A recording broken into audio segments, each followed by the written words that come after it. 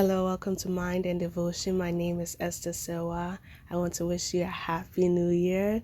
I hope that 2024 God's grace and mercy will multiply in our lives abundantly.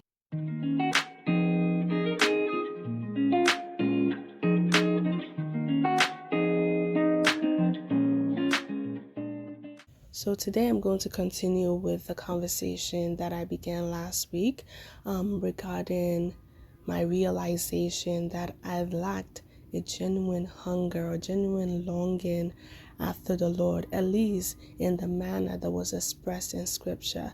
As you read the Psalms, you know that there's so many verses where the psalmists will express their longing for God, not for God to come and do anything, but they just want to draw from Him, right? It's like their life truly depends on Him, to know that they are in His presence. And I felt like I have not had that Christian experience. And oftentimes we read these Psalms and we read, as the deer pants for the water brook, so my soul longs for you. We even sing songs about it. But has that ever been our experience? Have we ever been in a position where we are like, all I want is the Lord right now to carry on, not for Him to appear and show up for me and do something for me, but I just want Him, right? Have we ever truly been in that position? Personally, I realize I have not, honestly. But there is a desire in me to hunger for Him. It is a desire in me to want to thirst after Him in that same manner, right? So I invite you to watch that episode. So I'll probably tag it somewhere around here, but I invite you to definitely go and watch it. So today I want to continue in that same line, but we are going to discuss 4 means in which we can stir up our appetite for the Lord and create an atmosphere where we would truly begin to hunger and thirst for Him. So the first way to stir up our appetite for the Lord, or to stir up a longing for the Lord, especially in 2024, is the studying and meditation of Scripture, especially the Bible verses that highlight a particular longing after the Lord. And one of my favorite one is Psalms 63 verses 1.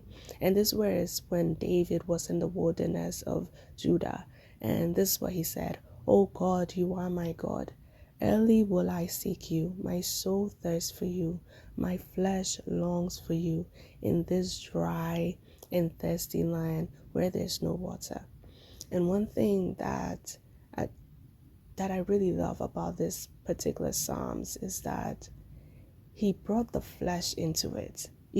Oftentimes when we think about longing and desiring God, we think it's a spiritual activity, like God is spirit. So it's something that only our spirit and our soul can engage in. But now he's saying that even my flesh, this fallen nature longs after God. Like, I don't know, like, how does that look like? And he was in the wilderness at this point. So he was hungry and he was thirsty. I'm pretty sure there wasn't any water. I'm pretty sure there wasn't any bread in the wilderness. But his flesh, though it was hungry, though it was thirsty, it was for the Lord. How does that look like? Like, David, what did you know? I read it and that alone just stirs me up. Like, what is that hunger about? Because I want to know it, right? And the second thing is to cultivate a worship atmosphere that is beyond the 4 borders of your room, right? Oftentimes, as believers, we wake up in the morning, we do our meditations, our worship, most likely in our bedrooms, right? And then once we leave for the day, it's like we leave everything there, our experience, the encounters, like what we felt in the presence of God, all of that is just left in our bedrooms and we continue the day. But I encourage you to bring your worship along with you, that throughout the day you are meditating on Him, throughout the day you are reflecting on scriptures, throughout the day you are singing songs of praises and adoration, just saturating your environment wherever you are with the Lord, like the presence of God. And I remember, like, a few weeks ago I went to Whole Foods And as I was walking, as I was in the bus and the train, I just kept worshiping God and singing so many songs. And finally, I got to Whole Food, and as I was shopping, I was still singing. And one of the songs that I kept singing over and over again is My Daddy, My Daddy. That song, it's like your baby is singing, I'll be singing and dancing. Okay, that song, not the best musician, but there's a part in that song that it says that only you, till the end is only you, till we meet is only you. And that part was really where I was emphasizing on, and I'm just like, God, indeed it's only you, till the end is just you and me. Lord, I pray that you saturate my heart with you. And I'm just worshiping and exalting him whilst in the aisles. Like, it was just a beautiful thing. I don't know why. Like, that day was just so beautiful. And all I did was go to Whole Food, but with a different heart, with a different spirits, just longing after the Lord and worshiping him in the process. It was a beautiful experience. I encourage you to do it. But yes, saturate your atmosphere wherever you are, whatever you're doing, with God, right? And I know that some of us too, when we are cooking, we worship. That's our time of putting on some worship song and then cooking in the process.